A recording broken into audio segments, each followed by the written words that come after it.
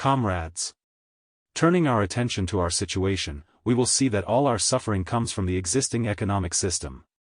Consequently, in order to improve our position, we must strive to replace the existing ecopomp system, which gives wide scope for arbitrary kulak exploitation, and a just socialist system has been better developed. But in order to realize such an economic order for a long time, we need to acquire political rights, which we do not have at the present time. We will have the opportunity to gain political rights only when on our side there is such an organized force that the government would not dare to refuse its demands and which would persistently demand the following concessions from it. Firstly, the establishment of a constitution, based on general and direct elective rights, i.e., so that all the laws of the country would be approved and repealed not by the Tsar's wild arbitrariness, but by discussing them with the highest legislative assembly, in which deputies elected by the people would sit.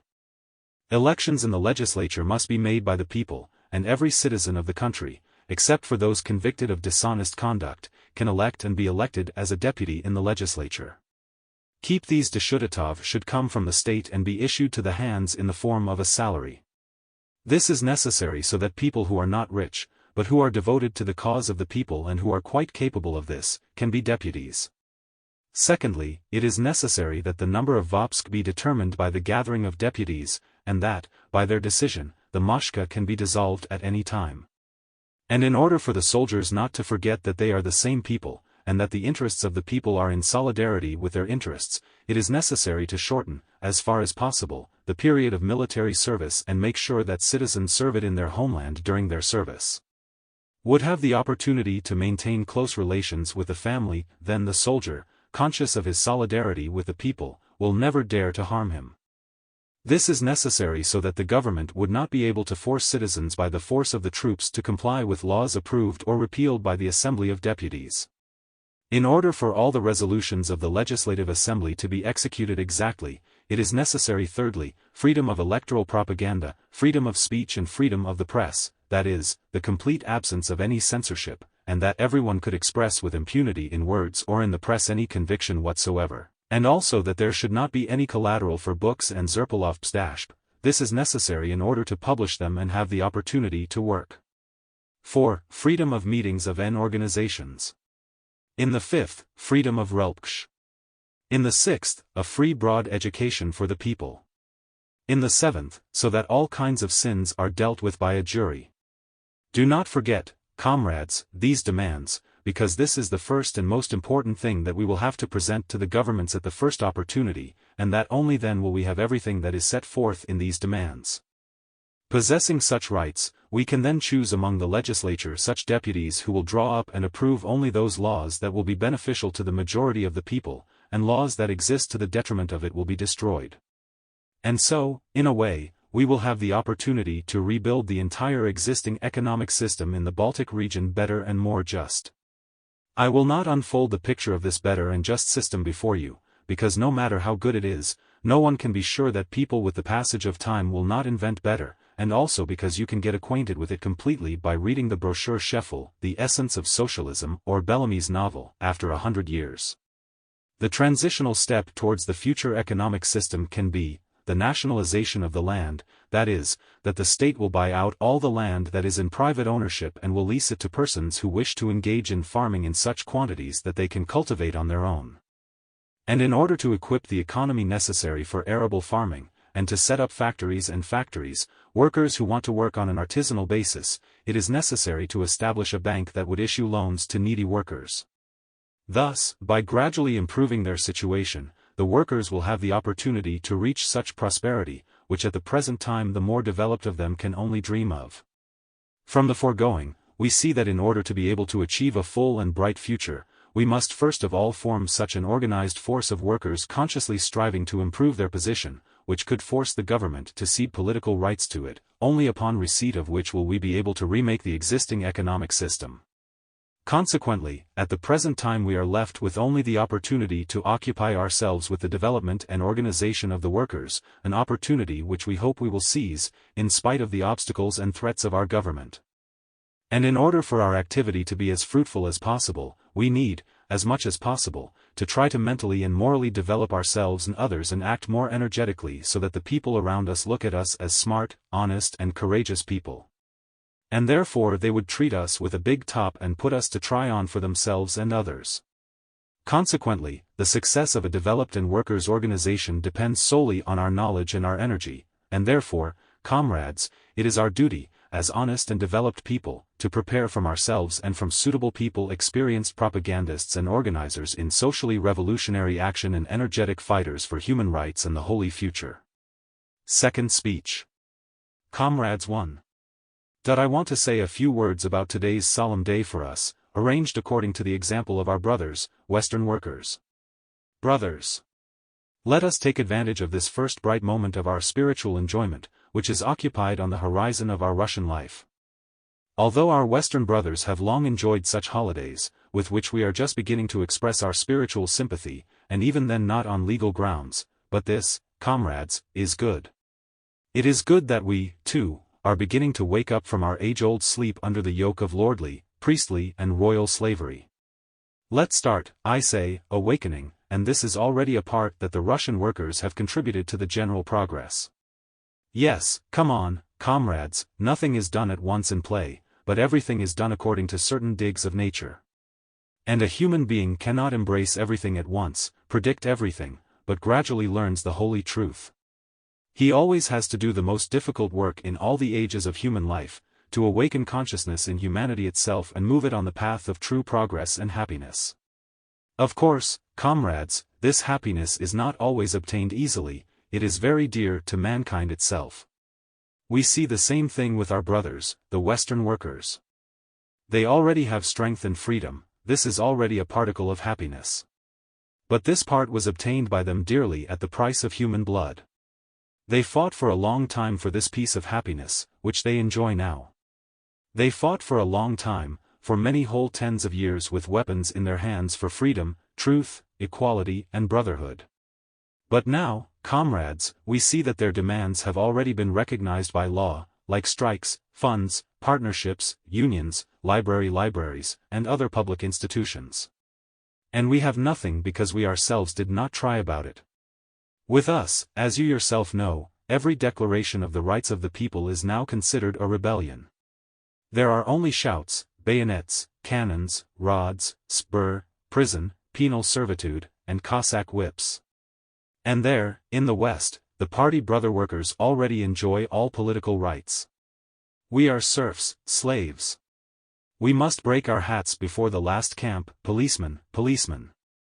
And there, all free, equal citizens, both in England, France, Germany, Belgium, and in all other European states. We can judge the strength of last year's elections in German Parliament. The workers gave about 1.5 million votes for their leaders, and all the electors there were 7 million, therefore, a fifth of the entire people, state, sides even every declaration of the rights of the people is now considered a rebellion. There are only shouts, bayonets, cannons, rods, spur, prison, penal servitude, and Cossack whips. And there, in the West, the party brother workers already enjoy all political rights. We are serfs, slaves. We must break our hats before the last camp, policemen. And there, all free, equal citizens, both in England, France, Germany, Belgium, and in all other European states. We can judge the strength of last year's elections in German Parliament. The workers gave about 1.5 million votes for their leaders, and all the electors there were 7 million, therefore, a fifth of the entire people, state, sides even every declaration of the rights of the people is now considered a rebellion. There are only shouts, bayonets, cannons, rods, spur, prison, penal servitude, and Cossack whips. And there, in the West, the party brother workers already enjoy all political rights. We are serfs, slaves. We must break our hats before the last camp, policemen. And there, all free, equal citizens, both in England, France, Germany, Belgium, and in all other European states. We can judge the strength of last year's elections in German Parliament. The workers gave about 1.5 million votes for their leaders, and all the electors there were 7 million, therefore, a fifth of the entire people, state, sides yes Cossack whips. And there, in the West, the party brother workers already enjoy all political rights. We are serfs, slaves. We must break our hats before the last camp, policemen, policemen. And they're all free, equal citizens, both in England, France, Germash, Belgium, and in all other European states. We can judge the strength of last year's elections in German Parliament. The workers gave about 1.5 million votes for their leaders, and all the electors there were 7 million, therefore, a fifth of the entire people, state, sides yes Cossack whips. And there, in the West, the party brother workers already enjoy all political rights. We are serfs, slaves. We must break our hats before the last camp, policemen, policemen. And they're all free, equal citizens, both in England, France, Germash, Belgium, and in all other European states. We can judge the strength of last year's elections in German Parliament. The workers gave about 1.5 million votes for their leaders, and all the electors there were 7 million, therefore, a fifth of the entire people, state, sides Germash, Belgium, and in all other European states. We can judge the strength of last year's elections in German Parliament. The workers gave about 1.5 million votes for their leaders, and all the electors there were 7 million, therefore, a fifth of the entire people, state, sides Germash, Belgium, and in all other European states. We can judge the strength of last year's elections in German Parliament. The workers gave about 1.5 million votes for their leaders, and all the electors there were 7 million, therefore, a fifth of the entire people, state, sides be workers, under their management, and therefore they have 104 newspapers with 600,000 subscribers, and their total cash register in 1880 Imela 37,000 marks, 1883 95,000, in 1887 she already had 188,000, and last year even 390,000 marks. You see, comrades, how quickly they increase and how strong they are. They directly represent themselves as an organized party, a force against which not only their exploiters, but even the government itself with its army, are no longer in a position to fight. So, comrades, how their strength has increased since 1848, from the day when for the first time it was heard, proletarians of all countries, unite. 11 Yes, brothers, these great words belong to the soul of the human mind. The mind of man, the bearer of this holy truth, has spread its family almost all over the globe, and from the time of the 1960s and 1970s into our downtrodden Russia, it began mainly in the ranks of our student youth, our most best friends, and through them before and now it penetrates to us. Lord! As we can see, this little transferred symbiont grows, sprouts and sprouts all over the Russian land. It grows, but it also has terrible enemies in the faces of kulaks, priests, the Lord and the Tsar with his army and police. A tough fight is underway. Already tens of thousands of young people have died for IAS in the snaigas of Siberia, in the dungeons of Petropavlovka, Shlisselburg. Let us also begin to fight for ourselves. It will not be easy for us to begin. Our every step, every deed threatens us with prison or deportation, but what can we do, comrades? Not without it, when it comes to life or death. We must think about our present situation, in which we have been placed to vegetate by our exploiters and rulers. Comrades, you can see for yourselves that terrible economic needs are reigning in all of Russia, both among industrial and agricultural workers. Only one groan is heard V0SHUSCH1Y. This one is called a song with us. Nekrasov says, and indeed, everywhere there is a shortage, hunger, the arbitrariness of the camps, but it seemed that it wasn't enough. They also appointed Zemstvo chiefs from the nobility so that they would get more, poverty, illness, premature death of us, our wives and children. Like bugs they suck our blood, they make of us some kind of people of a different kind, pale, green, frail, and all this for what? Shikov, officials, yes it was possible for the Tsar to live in luxury, drunkenness, in debauchery. And now, in memory of these bestial lusts they chained the whole people, 100 millions, into a shameful, servile, slave SHCHPP, in which we have no opportunity to rise, utter a word and breathe. Comrades, brothers. Are we really not people that they have humiliated us so much to the full state of slaves, with complete humiliation of human dignity? And all this is as if it were necessary. All their lives they tyrannize over us, they do not give us the opportunity to take a broader look at our unjust social life, they only chastise us, which we have endured for 100 years already, and hope for the kingdom of God, so that it would be possible to live peacefully and drink our blood. These fairy tales are hard to believe. Consciously says that we are people too. But for now, we are still powerless slaves of the Russian Tsar with a stain of shame placed on us. So let's wash it off, comrades, this slavish stain of disgrace. So let us seek for ourselves the rights that we must use in the name of our human dignity, so that it would be possible to live like people, to think, speak, assemble. Shpyunov 11 Sneaky and Zero Face. Comrades. It will be difficult for us at first to enter into a struggle with our enemies for our economic and political rights, but remember that even now, at the present moment, thousands of Germans are sitting for us in Siberia, in prisons, in hard labor.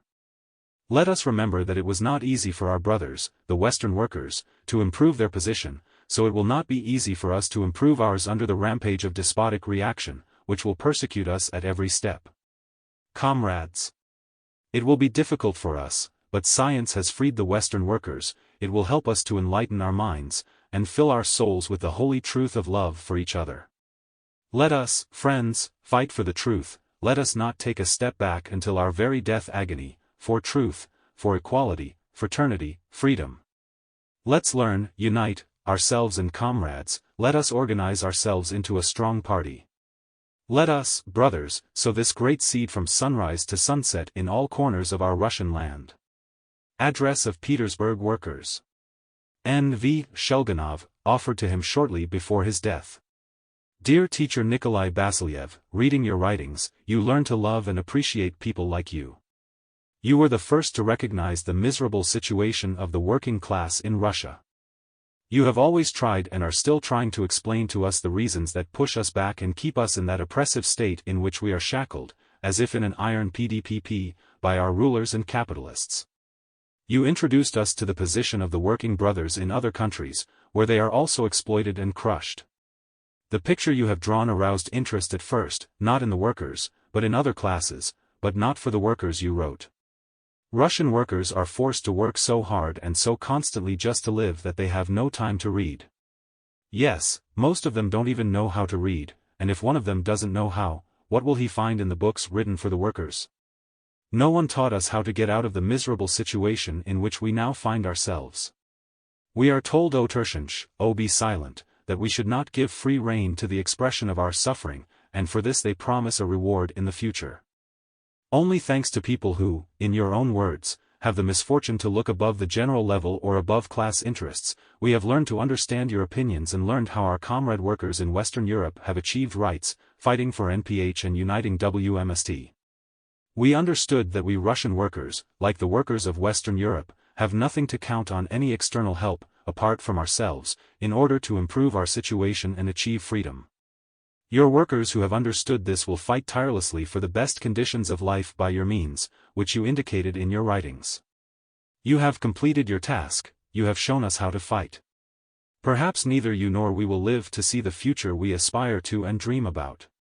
Maybe not one of us will fall a victim of the struggle.